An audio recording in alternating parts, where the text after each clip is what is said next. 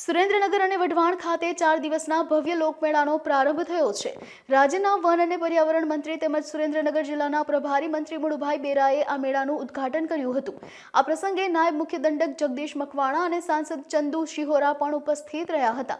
મંત્રી મુળુભાઈ બેરાએ પોતાના સંબોધનમાં જણાવ્યું હતું કે મેળાઓ આપણી સાંસ્કૃતિક ધરોહરનું જીવંત પ્રતીક છે અને આપણી સાંસ્કૃતિક એકતાને મજબૂત બનાવે છે। તેમણે ઉમેર્યું હતું કે વડાપ્રધાન નરેન્દ્ર મોદીના એક ભારત શ્રેષ્ઠ ભારતના સ્વપ્નને સાકાર કરવા માટે આવા સાંસ્કૃતિક ઉત્સવોનું આયોજન અત્યંત મહત્વનું છે।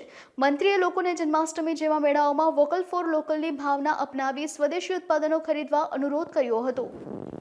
આજે સુરેન્દ્રનગર અને વઢવાણ બે જગ્યાએ યોજાતા આપણા સુરેન્દ્રનગર મહાનગરપાલિકાના સમાવિષ્ટ વિસ્તાર એટલે સુરેન્દ્રનગર, વઢવાણ અને દુધરેજ આ વિસ્તારમાં વર્ષોથી જે આપણી પરંપરાઓ પ્રમાણેના લોકમેળાનું જે આયોજન થાય છે એમાં આ વખતે મહાનગરપાલિકા બનતા સુરેન્દ્રનગરનો મેળો જે છે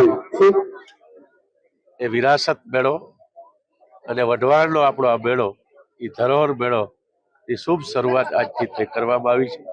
આજથી લઈને 18 તારીખ સુધી આ મેળામાં અનેક પ્રકારની રાઇડ્સથી લઈ અને સાંસ્કૃતિક કાર્યક્રમોનું આયોજન સાથે ભવ્યથી ભવ્ય જે આયોજન મહાનગરપાલિકાએ આ વિસ્તાર બે મેળાઓનું કર્યું છે, બે મેળાનું આપણે આજે ખુલ્લા મૂક્યા છે।